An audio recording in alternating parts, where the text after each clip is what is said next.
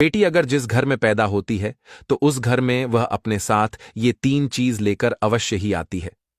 दोस्तों, नंबर 1 है, जिस घर में बेटी पैदा होती है यानी घर में बिटिया रानी का आगमन होता है तो वह बेटी अपने साथ उस घर में पिता की लंबी उम्र लेकर आती है, यानी पिता की लंबी आयु लेकर आती है। बेटी पिता की आयु अथवा समृद्धि की कामना करने वाली होती है, इसीलिए बेटी को पिता की उम्र अथवा उन्नति का प्रतीक भी माना जाता है। एक तरह से कहें तो पिता की उम्र लंबी तब हो जाती है जब उसके यहां बेटी पैदा हो जाती है। बेटी का पैदा होना साधारण बात नहीं होती। बेटी यदि परिवार में ज्यादा है तो चिंता नहीं करनी चाहिए। उनके भाग्य का ईश्वर पिता को दुगना देते हैं। बहुत से घर तो ऐसे हैं जहां एक बेटी होना भी नसीब नहीं है, इसलिए यदि आपके परिवार में बिटिया आई है तो वह अपने साथ पिता की लंबी उम्र भी लेकर आई है। नंबर 2, अगर घर में बेटी पैदा होती है तो वह बेटी अपने साथ उस घर में धन वैभव लेकर आती है, क्योंकि समृद्धि का जुड़ाव बेटी से होता है। ईश्वर ने समृद्धि का कुछ भाग बेटी से जोड़कर रखा हुआ है। इसलिए कहा जाता है कि शादी के बाद घर में बहू के आने से समृद्धि में इजाफा होता है। क्योंकि बहू भी पहले एक बेटी ही थी, इसलिए घर में बेटी का बहू बनकर आना भी समृद्धि को और धन वैभव के बढ़ने के समान ही होता है।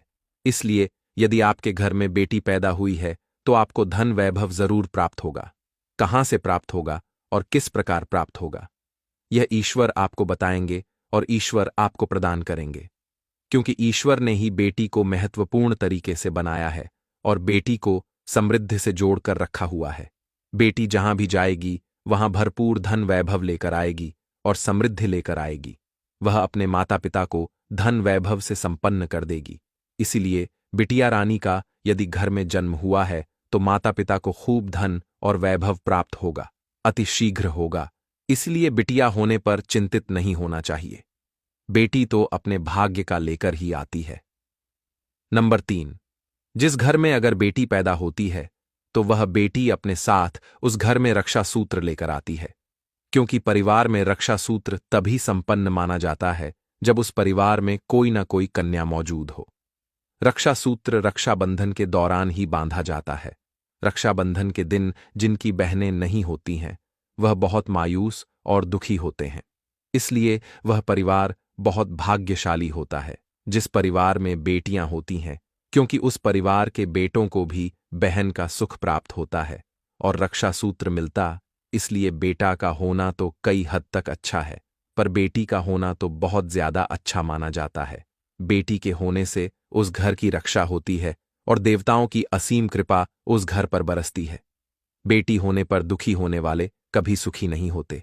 इसलिए बेटी होने पर शोक मानने की बजाय सुख मानना चाहिए और खुश रहना चाहिए। बेटी यदि घर में आई है तो वह अपने साथ रक्षा सूत्र लेकर आई है, जिससे परिवार पर कभी कोई आंच नहीं आएगी और उसके भाई को हमेशा रक्षा मिलती रहेगी।